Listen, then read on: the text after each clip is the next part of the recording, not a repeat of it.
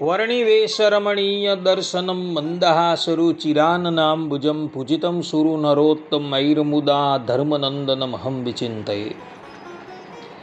અસતોમા ષડ્ગમય તમસોમા જ્યોતિર્ગમય મૃત્યુર્મા અમૃતમ ગમય. ઓમ શાંતિ શાંતિ શાંતિ. અસ્મદ્ગુરુ સમારંભામ નાથયામૂન મધ્યમામ લક્ષ્મી વલ્લભપર્યંતામ વંદે ગુરુ પરંપરા. આજની જ્ઞાન સભાની અંદર પધારનારા બધા જ ભગવત ભક્તોને વેદાંતાચાર્ય, પુરાણ ઇતિહાસાચાર્ય, એમને ફિલોસોફી શાસ્ત્રી રાકેશભાઈના હેતપૂર્વક જય સ્વામિનારાયણ.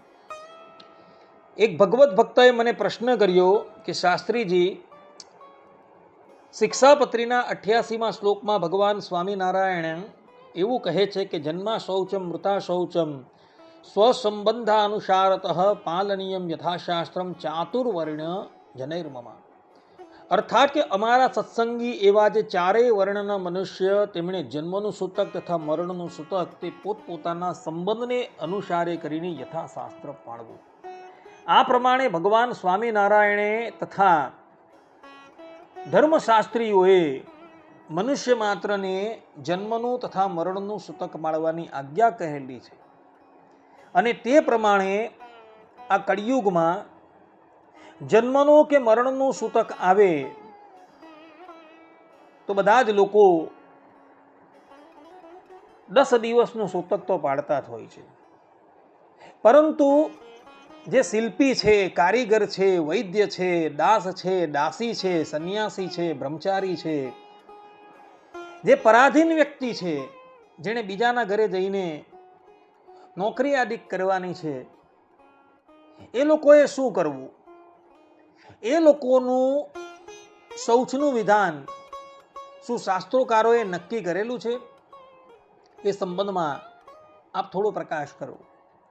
તો એ વ્યક્તિએ જિજ્ઞાસાપૂર્વક મને આ પ્રમાણે પ્રશ્ન કરેલો, તો તેનો ઉત્તર પરાશર સ્મૃતિ 3ય અધ્યાયના 22મા શ્લોકમાં, ઔષન સ્મૃતિ 6ઠા અધ્યાયના 55 અને 56મા શ્લોકમાં, શંખ સ્મૃતિ 15મા અધ્યાયના 21 અને 22મા શ્લોકમાં, વિષ્ણુ ધર્મોત્તર પુરાણ બીજા અંશના 75મા અધ્યાયના 24મા શ્લોકમાં, ગરુડ પુરાણ ઉત્તરખંડ 29મા અધ્યાયના 7મા શ્લોકમાં સ્પષ્ટ રૂપે આપેલો જણાય છે.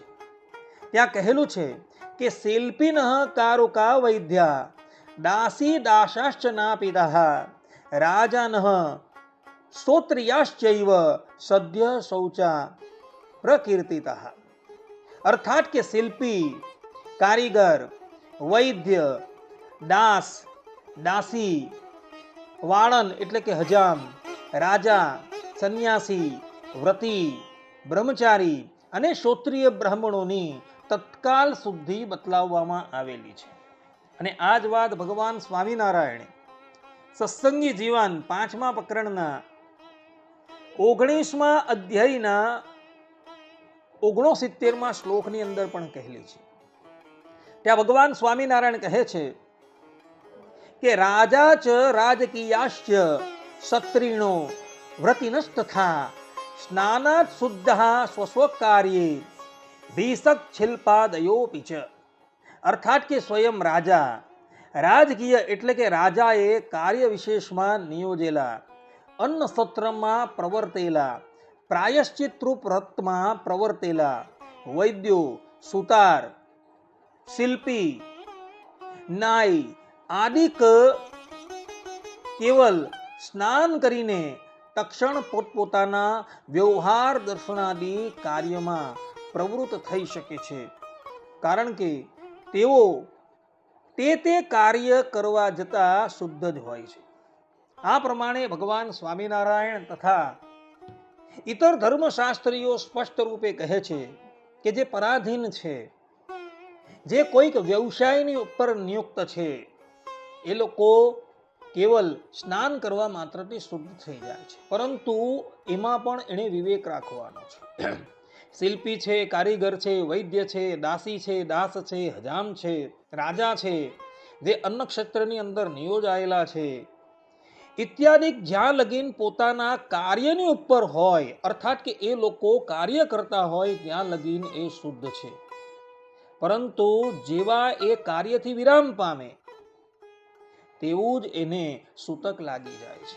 આઈ વિલ રિપીટ, હું જે કહું છું એ બધા જ લોકો, અને એમાં પણ જે લોકો વૈદ્ય છે, કારીગર છે, શિલ્પી છે, દાસ છે, દાસી છે, વાળંદ છે, વ્રતનિષ્ઠ છે, ઇત્યાદિકો પોતપોતાના કાર્ય પર નિયુક્ત હોય ત્યાં લગીન એઓને સૂતક લાગતું નથી.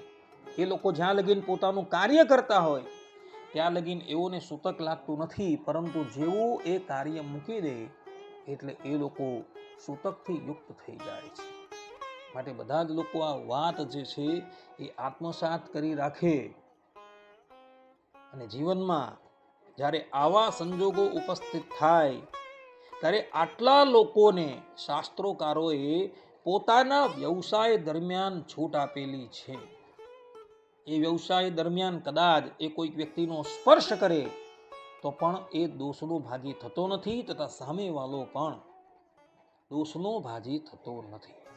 જે લોકોએ આ સંબંધની અંદર કંઈ પણ જાણવું હોય તો અમે જે શાસ્ત્રોનો અહીં ઉલ્લેખ કરેલો છે તથા સત્સંગી જીવન 5:19:69 ઉલ્લેખ કરેલો છે એ શાસ્ત્ર એ જોઈ શકે છે.